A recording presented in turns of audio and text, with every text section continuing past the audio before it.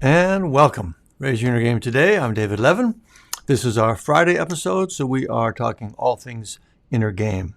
Tuesdays are for sports and sports parenting. Fridays are for everyone.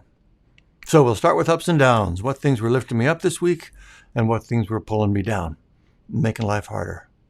In the ups column, the big one has to be our Thanksgiving trip, just like I thought it would be.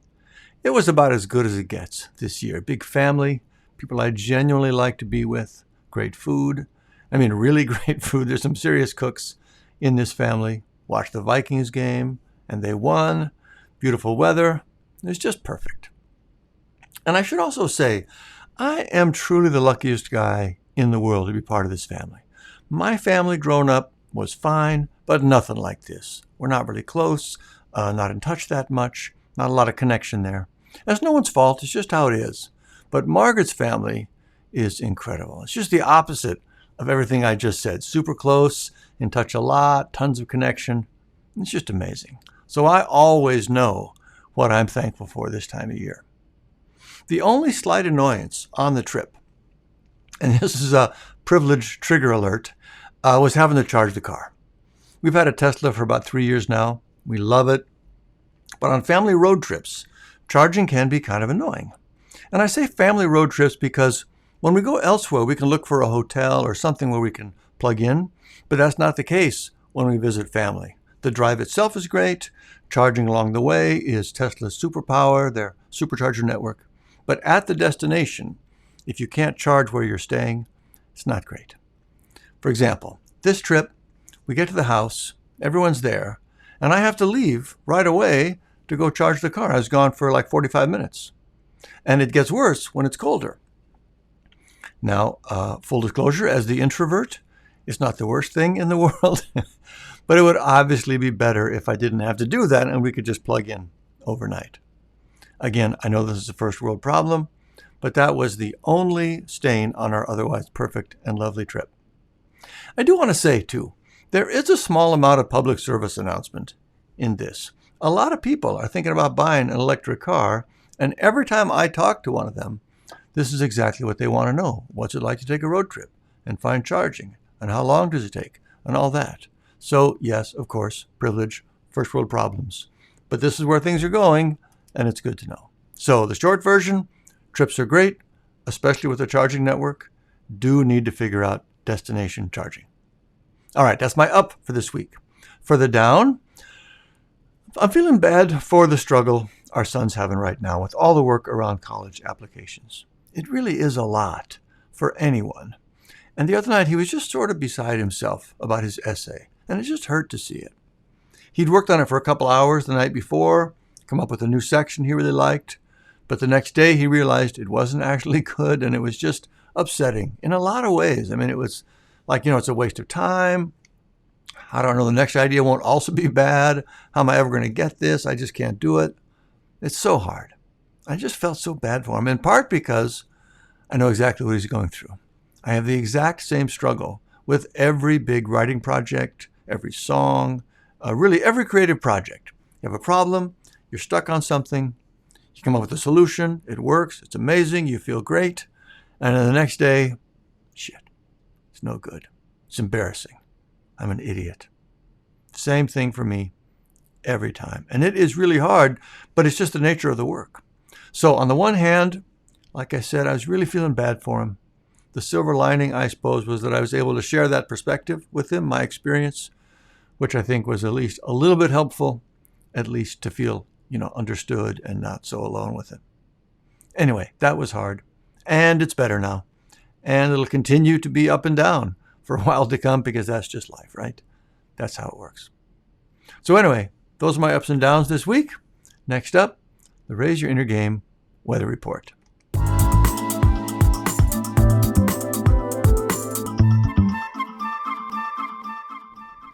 All right, inner game weather. How's the inner game today, inner gravity, and what does the coming week look like? So today, for me, and I guess I say this most of the time, but it's pretty good. My daily inner weather report is sort of like being a weather person in Phoenix. Sunny today, pretty nice. That is the truth for me most of the time. Thankfully, And today's no exception. Now, it does occur to me to say that it hasn't always been that way in the last few years. There was a time there where I was struggling with fatigue a lot of the time, not sleeping well, like bad enough that I got a couple of sleep studies, woke up tired all the time, not in good shape, just tired and starting to feel what I thought of as, getting old. So it's pretty great to realize that that's not true anymore. The changes I made in the last couple of years have really made a difference. I don't feel tired like that anymore. I'm sleeping basically fine. It's sort of remarkable, really. And it's easy to not see it because it happens gradually, and feeling good is not really news, right? But it is nice to reflect now and then on how much better things are. And if I may say, to also feel good about the change because I know I made it happen. It didn't happen by itself. We don't like to express personal pride like that, and I totally get it. But now and then, it's okay, at least to ourselves, to say, man, good job. Proud of you for that. Well done. It's okay to do that. It really is. Anyway, today, pretty good. Looking forward, also pretty nice. The only thing sort of hanging over my head, and this is typically a pretty big stressor for me, is the holidays. I get pretty stressed out with all the planning, the shopping, all of that. There's just so much going on. And of course, this is true for everyone. But it is a high gravity period for me, for sure. So I guess that counts.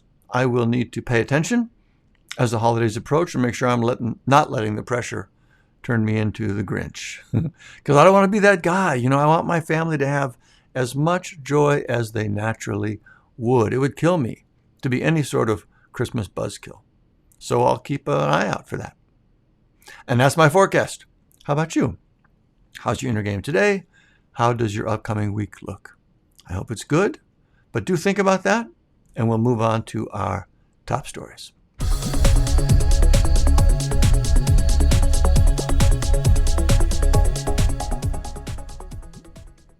All right, top stories. My top story this week is the FTX meltdown and the whole crisis in crypto. And not so much because I care about that directly, though I am pretty excited about crypto and the blockchain and the new things it can do. It really is a transformational technology, at least as far as I can tell. But the real reason I'm thinking about this is because of what it says about our culture and money. We are just so messed up around money. And of course, there are many things we could talk about on this subject, but one I've been thinking about lately is that we don't have strong enough penalties for financial crimes. I get that we have serious penalties for violent crimes, but when I think about the impact it has on people to be conned out of their money and how important money is in our lives, I'm not sure the penalties for fraud shouldn't be more in line with those for violent crimes. And that's just from the perspective of the damage done. If someone loses their life savings, their life's ruined. They worked all their lives. It's gone. They don't have a way to get it back. It is catastrophic and irreversible. On top of that, it's the result of clear intent on the person who stole the money. It's not a crime of passion or of desperation. It's not a drug addict breaking in and stealing something. It's a planned out, executed strategy designed to trick you into losing your money with zero concern about how much damage it will do and how it'll ruin your life. It's super evil and truly life-destroying, and I don't know why we don't take financial crimes more seriously. People talk about not feeling safe in certain neighborhoods, and I totally get it. I hate that feeling. I think it's wrong that anyone should have to feel that way. But I don't feel safe opening my email. And I'm pretty tech-savvy for an old guy. It feels like a genuine danger to simply go through my inbox. It's crazy, and it's only getting worse. So if I were king, I would take a serious look at making the penalties for financial crimes of all kinds much more in line with the damage they cause. All right, that's my top story. Next up, our quote of the week.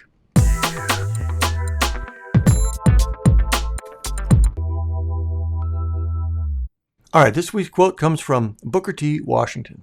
He lived around the turn of the 20th century. He was born a slave and grew to be a major force in the early civil rights movement, and specifically in empowering African Americans through education and entrepreneurship. And his quote is, "Character is power." Character is power. And I just think that is absolutely right. Character is everything, or at least it should be everything. It also connects perfectly with the financial crimes discussion we just had, because one of the biggest measures of someone's character is how they are with money. If they're fair and honest in their dealings, that's a sign of character. And a pretty strong one too, because the temptations to not be that way can be very strong. On the other hand, if they're a cheat or a crook, they have zero character, right? I mean, seriously, zero character. They are completely untrustworthy. As far as I'm concerned, they should not be welcome in society. We can't trust them. That's one of the many things that makes Trump such a horrible person. He cheats everyone. All of his companies cheat people. He's famous for not paying contractors. Just a profoundly unethical, immoral, untrustworthy person. And the heartbreak, of course, is that none of that matters to so many people. That character truly doesn't matter. I'll never understand it. But it does matter to me, in the person I strive to be, in the people I encourage my children to be, and in the people I vote for. Character is everything. So that's why I love our quote of the week this week. Booker T. Washington, character is power. Next up, raise your outer game.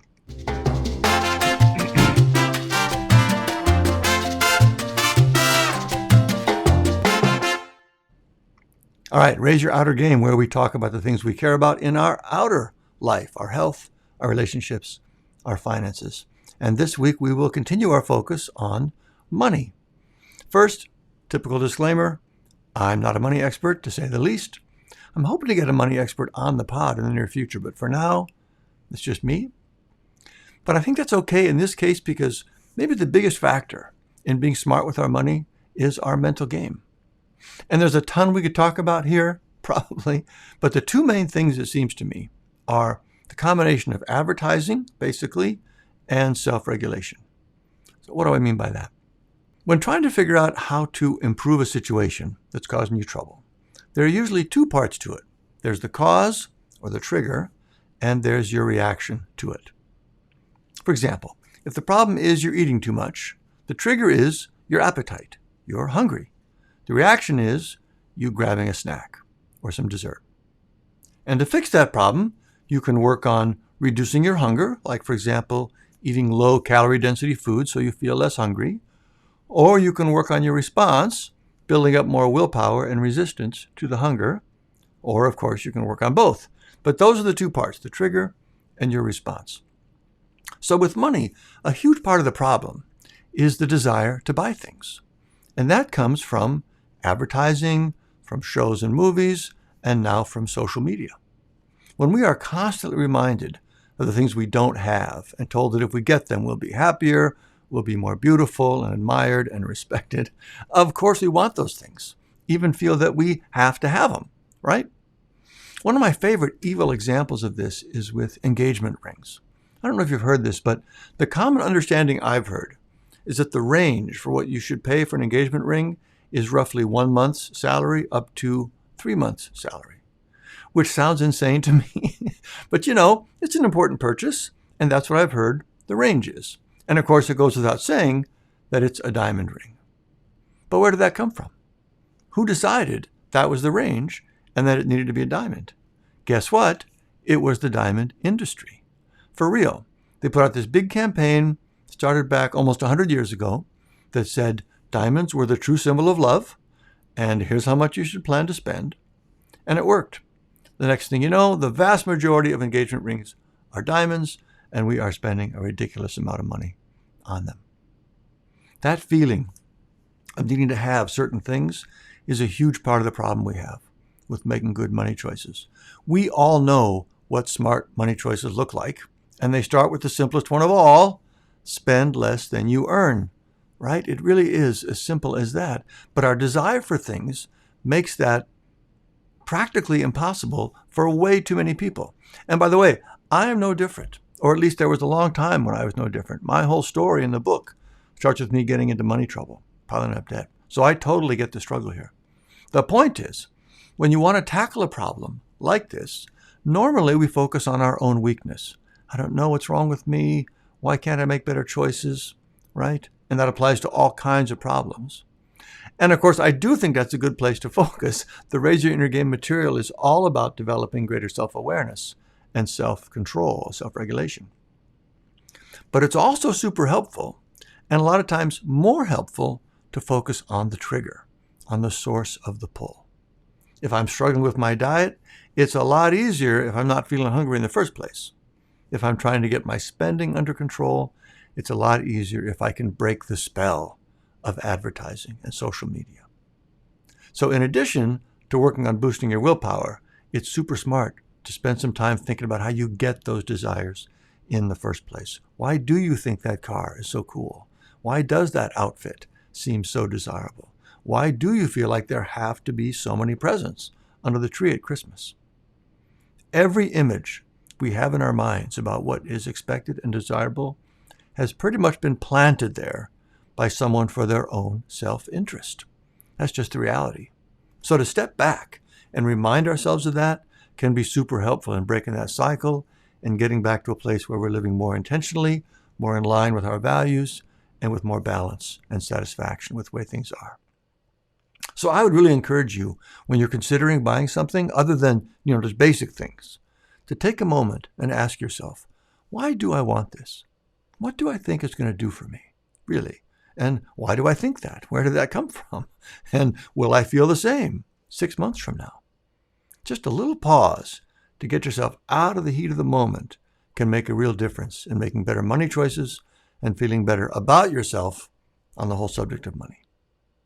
So that's our inner game discussion for the week, the mental game of money, one small but important aspect of it. Next up, inner game gold.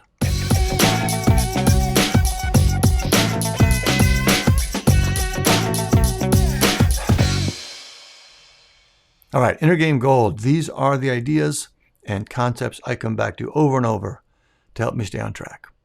So continuing with our money theme, this one comes from Mr. Money Mustache, which is such a great name, but it's for real. Mr. Money Mustache. He's a real person.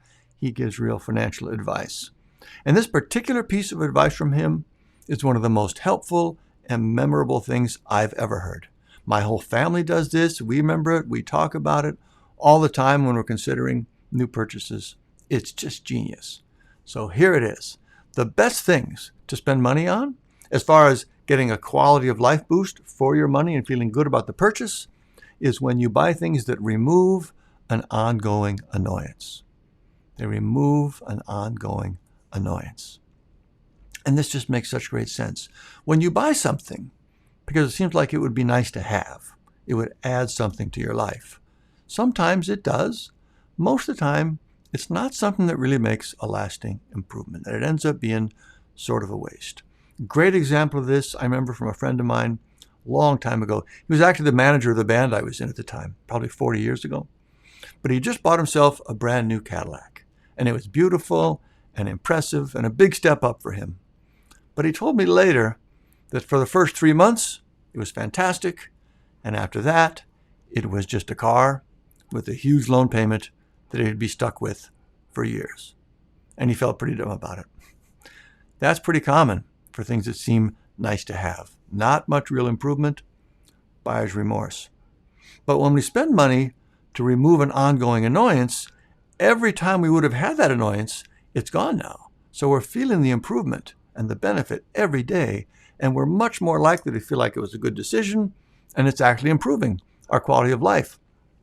A great example for this for us was we splurged last summer and bought an electric lawnmower. Didn't really need it. The one we had still worked fine. The new one was more expensive, but the old one was noisy and heavy and, of course, bad for the environment. Our daughter was just getting old enough to start mowing the lawn, but didn't feel quite strong enough to wrestle that one around. She was a little afraid of it.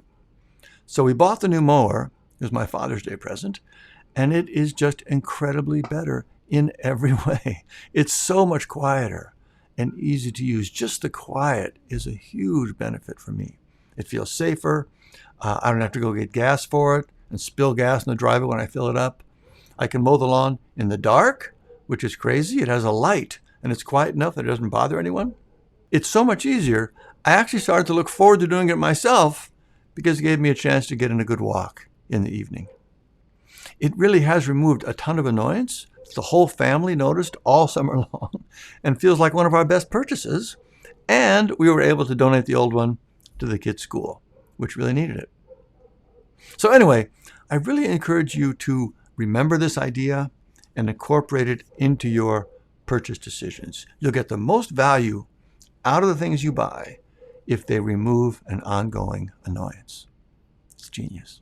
And there's a link to Mr. Money Mustache and his website in the show notes. All right, next up, our charging station challenge of the week.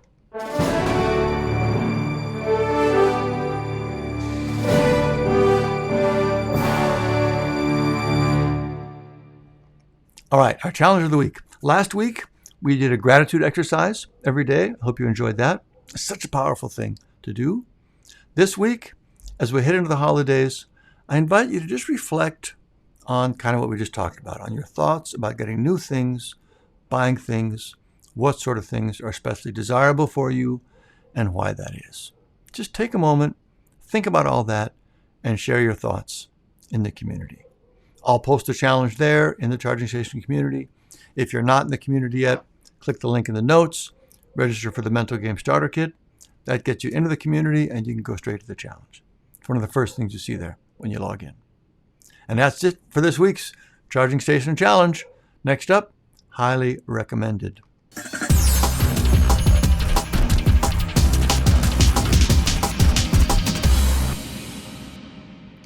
All right, this is just things I'm crazy about right now. Books, shows, gadgets, things I love and highly recommend. So this week I want to talk about podcasts. There are 3 podcasts I listen to every episode and would really miss if I couldn't. They're actually important to me. Now, of course, these are personal to me. You might not be interested in them at all, but you also might love them because I really do. I think they're great. The first is called Cafe Insider with Preet Bharara and Joyce Vance. Preet was the former U.S. Attorney in the Southern District of New York. Joyce was the U.S. Attorney in the Northern District of Alabama. And they talk about current events from a legal perspective. And the reason I love this so much is that there's something about coming at an issue from the perspective of the law that takes away most of the heat and the crazy around it. You can find some lawyers who still play that outrage game, and I'm not interested in that. But Preet and Joyce don't. They're very reasoned and clear. So you get a more realistic sense of the issue, what would actually stand up in court, why things play out the way they do. So it's comforting to have a clearer perspective on things, but it's also helpful to just feel less crazy at times. There is so much bad faith noise thrown around now on every issue that you can start to sort of lose your bearings. You know, does nothing make sense anymore? Crying out loud. But listening to these two discuss things in a measured and reasonable way just feels like something I need pretty much every week. My only complaint about the show is that it's not longer. There's always more to talk about, and I wish they would. It is a paid podcast. I think it's $5 a month, but it's an excellent value, in my opinion. Highly recommended. The other 2 are Pod Save America. Love those guys. Obviously, probably only for Democrats. But again, I love, what feels like a reasonable discussion of events. And Pivot with Kara Swisher and Scott Galloway. That's about tech and business, which I'm interested in. They're both super smart, but they bring different perspectives, which helps it be even more interesting. And they just have a really fun energy between them too. So it's actually kind of a fun show. So those are my top podcasts: Cafe Insider, Pod Save America, and Pivot. Links below in the show notes and the community, all highly recommended. All right, that's it for today's episode. If you like what you heard, please tell your friends and rate and review on Apple Podcasts. Every positive review helps more people find the show and get an inner game boost in their own life. Join us in the Charging Station community for even more inner game goodness. Links are in the show notes and at raiseyourinnergame.com. And finally, we will close with Steve Prefontaine, his quote from the end of the book. To give anything less than your best is to sacrifice your gift. That's what we're doing. We're working to be our best. It's the gift that keeps on giving, and the world needs as much of it as it can get. So keep up the good work, and we'll see you next time.